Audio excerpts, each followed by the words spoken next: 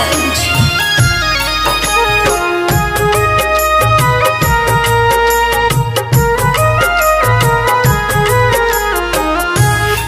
Doctor साहब कहे रमुआ ना बुझाता, डॉक्टर साहब कहे रमुआ ना बुझाता, देह में बेचैनी बढ़ल जाता, छाती चिर के दिल हमें निकाल दी दुखाता,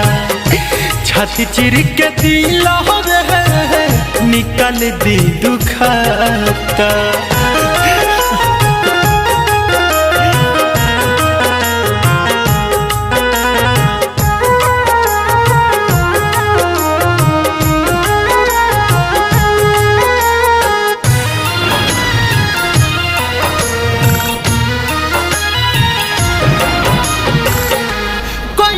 ना गलती कौन हो तब हमके छोड़ दी हाली, प्यार में गम हमके तोहफा भी जोड़ दी हाली।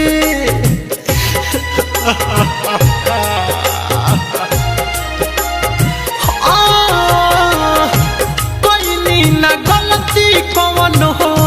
तब हमके छोड़ दी हाली, प्यार में गम हमके तोहफा भी जोड़ दी हाली, कर कर के यहाँ दौन के बॉडी छटपटाता, कर कर के यहाँ दौन के बॉडी छटपटाता, छाती चिर के दिल हमें निकाल दी दुखाता,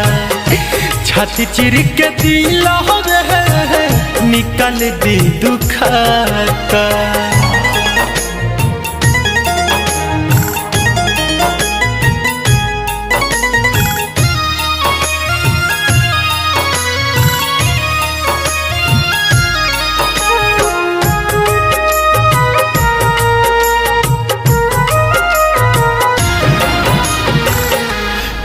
डॉक्टर साहब चाहे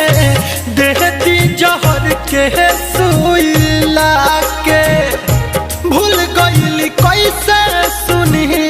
वादा कसम मौत खाके,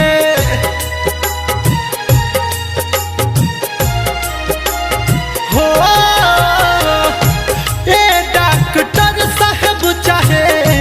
देती जहर के सुई लाके, भूल गईली कैसे सुनी वादा कसम मौत खाके, ना जाने कैसन किस्मत लिखल विधाता, ना जाने कैसन किस्मत लिखल विधाता,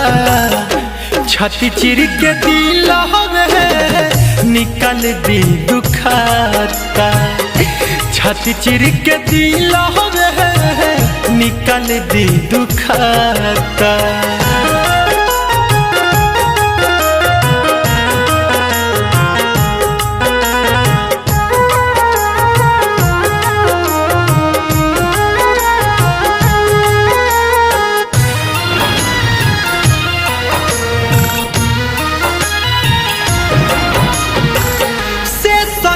थमान जब भी रहता रे पीटी पीट के छतिया,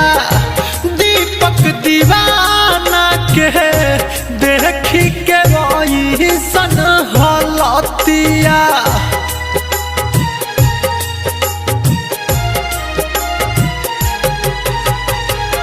से सना थमान जब भी रहता रे पीटी पीट के छतिया,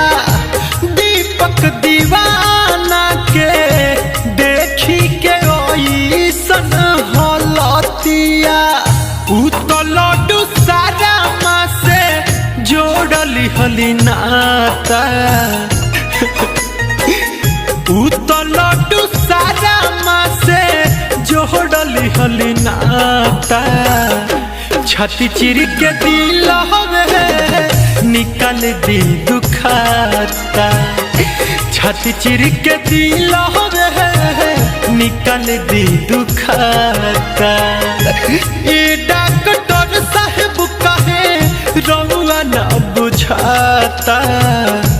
देह में बेचैनी बढ़ल जाता छाती चिर के दिल हवे निकाल दी दुखाता